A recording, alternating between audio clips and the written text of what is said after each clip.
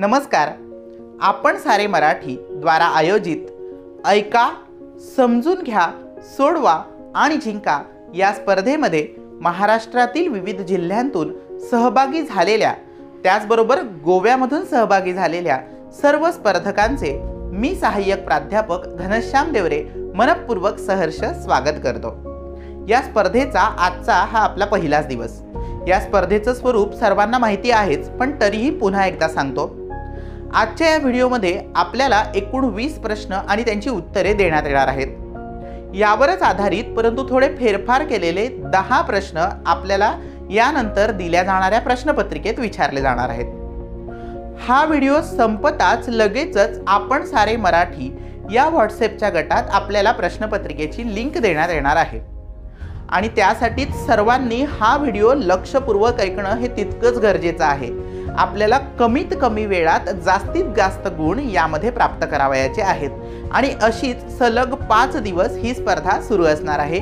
5 दिवसांचे गुण एकत्र करून आणि वेळ एकत्र करून कमीत कमी वेळेत जास्तीत जास्त गुण प्राप्त करणाऱ्या स्पर्धकांना विजयी घोषित करण्यात येणार आहे. तर या स्पर्धेसाठी सर्वांना माझ्यातर्फे खूप खूप शुभेच्छा. चला तर प्रश्न उत्तरे बघूया आत्ता. प्रश्न क्रमांक 1.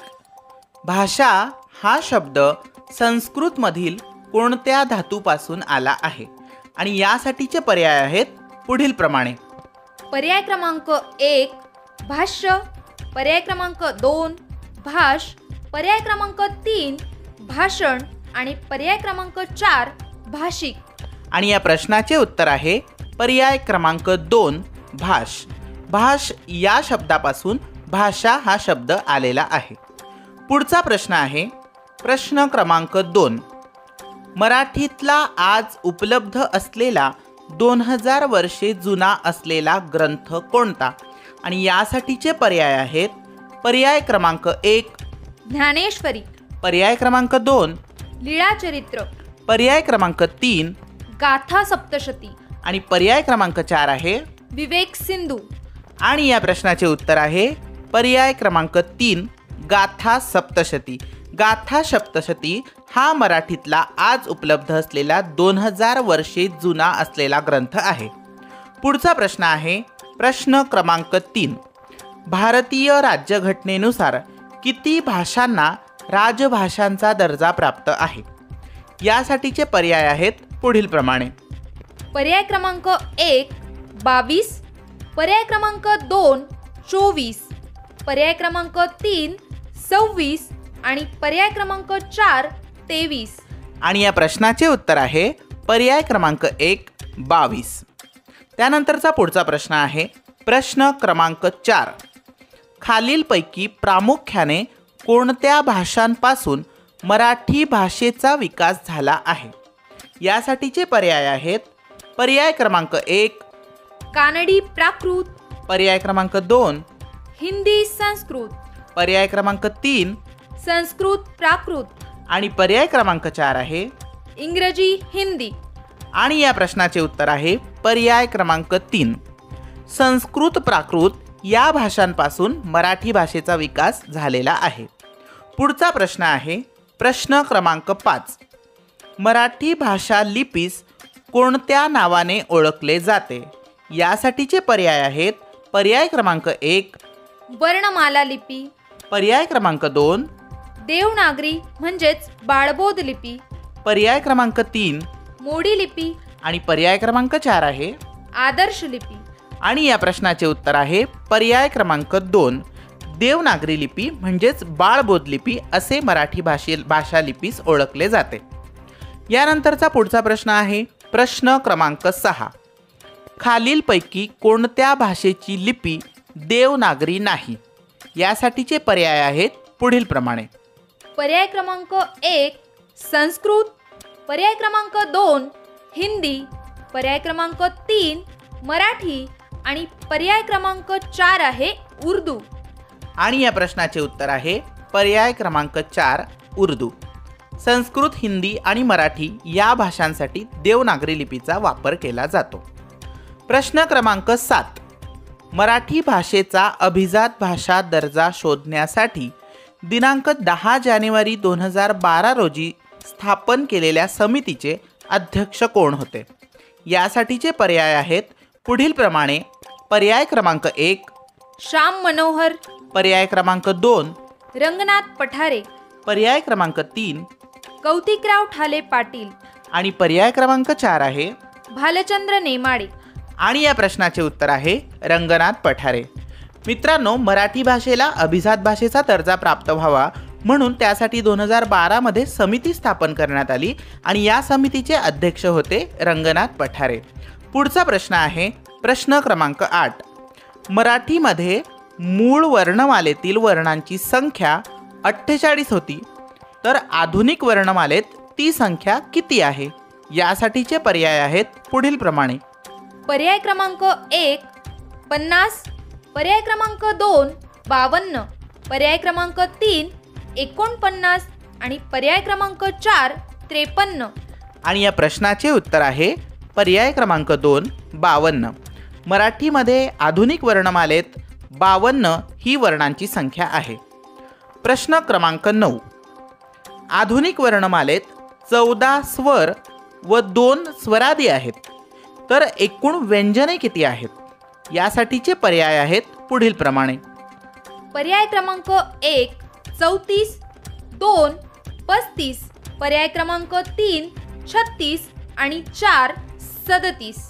आणि या प्रश्नाचे उत्तर आहे पर्याय क्रमांक 3 36. आधुनिक वर्णमालेत 14 स्वर असतात, 2 स्वरादी, तर त्याचबरोबर 36 व्यंजने या वर्णमालेमध्ये असतात. पुढचा प्रश्न आहे प्रश्न क्रमांक 10. दादोबा पांडुरंग तर्खडकर यांनी मराठी भाषेच्या व्याकरणासाठी दिलेल्या योगदानामुळे त्यांना काय म्हटलं गेलं आहे किंवा काय म्हणतात? आणि यासाठीचे पर्याय आहेत पर्याय क्रमांक 1 मराठी भाषेचे पाणिनी, पर्याय क्रमांक 2 मराठी भाषेचे शिवाजी, पर्याय क्रमांक 3 मराठी भाषेचे जॉन्सन आणि पर्याय क्रमांक 4 आहे मराठी भाषेचे जनक. आणि या प्रश्नाचे उत्तर आहे मराठी भाषेचे पाणिनी. दादोबा पांडुरंग तर्खडकर यांना मराठी भाषेचे पाणिनी असे म्हणतात. पुढचा प्रश्न आहे प्रश्न क्रमांक 11. शुद्ध लेखनाच्या नियमाप्रमाणे खालीलपैकी शुद्ध शब्द कोणता?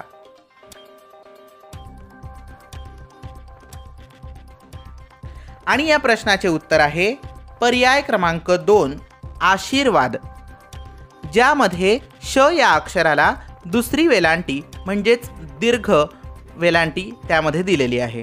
त्यानंतरचा पुढचा प्रश्न आहे प्रश्न क्रमांक 12. आधुनिक मराठी कवितेच्या जननी असे कोणास म्हटले जाते? आणि या प्रश्नासाठीचे पर्याय आहेत पुढीलप्रमाणे.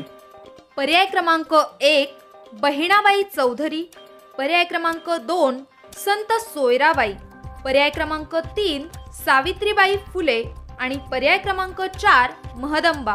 आणि या प्रश्नाचे उत्तर आहे पर्याय क्रमांक 3.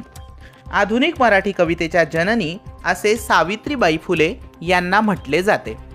पुढचा प्रश्न आहे प्रश्न क्रमांक 13. खालीलपैकी कोणता ग्रंथ संत ज्ञानेश्वरांनी लिहिलेला नाही? यासाठीचे पर्याय आहेत पुढीलप्रमाणे. पर्याय क्रमांक 1 अमृतानुभव, पर्याय क्रमांक 2 भावार्थ दीपिका म्हणजेच ज्ञानेश्वरी, पर्याय क्रमांक 3 पंचवार्तिक आणि पर्याय क्रमांक 4 आहे चांगदेव पासष्टी. आणि या प्रश्नाचे उत्तर आहे पर्याय क्रमांक 3 पंचवार्तिक.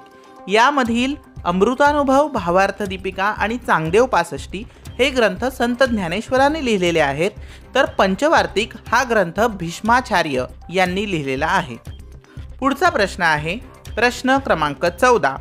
मराठीतील पहिले मुद्रित व्याकरणाचे पुस्तक कोणी लिहिले व ते कोणते आहे?